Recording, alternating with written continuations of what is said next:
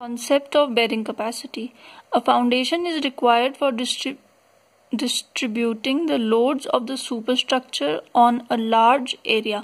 Foundation क्या करती है, अगर हम यहाँ देखें फाउंडेशन क्या कर रही है, फाउंडेशन पॉइंट लोड की फॉर्म में कॉलम से लोड ले रही है P और उस लोड को डिस्ट्रीब्यूट कर दे रही है ओवर अ लार्ज एरिया, और उस लार्ज एरिया में डिस्ट्रीब्यूट कर दे रही है तो यूनिट लोड जो इंटेंसिटी है वो intensity per unit area load की क्या कर जा रही है, डिक्रीज।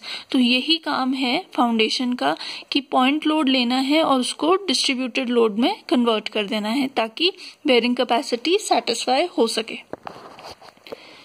तो अ foundation should be designed such that the soil below does not fail in shear and in settlement and the settlement is within limits. फिर बोलता है the allowable pressure should be considered while designing the superstructure. Next is the bearing capacity is defined as the load or pressure developed under the foundation without introducing damaging movements in the foundation and in the superstructure supported on the foundation. तो ना foundation को कुछ harm होना चाहिए, ना ही आपके superstructure को कोई हार्म होना चाहिए। हार्म किस फॉर्म में हो सकता है, कोलैप्स ऑफ द सेटलमेंट की फॉर्म में हो सकता है, या कोलैप्स ऑफ द स्ट्रक्चर की फॉर्म में हो सकता है, या फिर एक्सेसिव सेटलमेंट की फॉर्म में हो सकता है।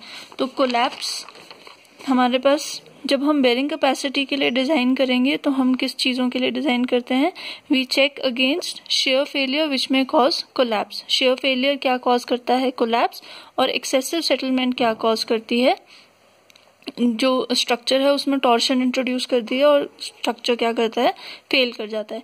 तो जब भी हमने डिजाइन करना है तो amount of settlement should be less than permissible settlement. जैसे हमने लास्ट चैप्टर में पढ़ा था या कंसोलिडेशन के चैप्टर में एग्जाम्पल ले लेते हैं, 20 mm आपकी परमिसिबल सेटलमेंट है, तो जो सेटलमेंट आपके लोड के अंडर हो रही है वो किससे कम होनी चाहिए, 20 mm से कम होनी चाहिए। तो amount of settlement should be less than permissible settlement.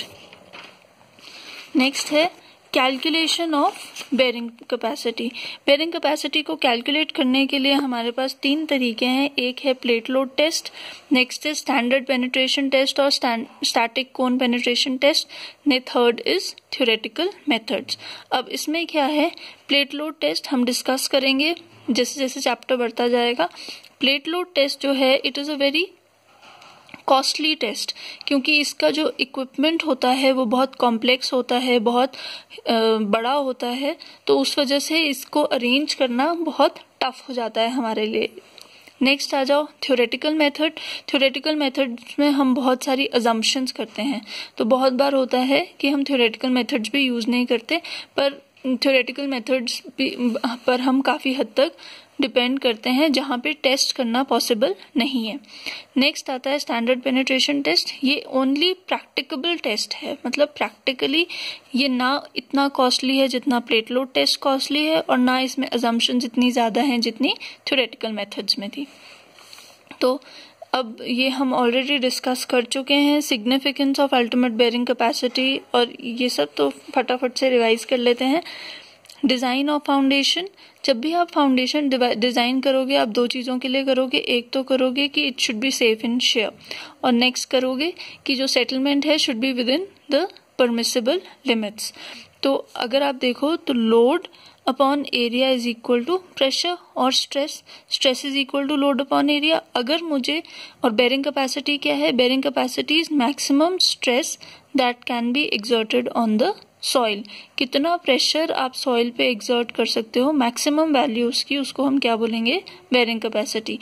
If the bearing capacity is low, कोई सॉइल होती है जैसे क्ले सॉइल्स हो गई या पीट ऑर्गेनिक सॉइल होगी, उनकी बेयरिंग कैपेसिटी बहुत लो हो गई, पर हमारे पास हमें उस सॉइल पे कंस्ट्रक्शन करनी ही करनी है, तो उस केस में हम क्या करेंगे, we need to reduce the stress due to the superstructure.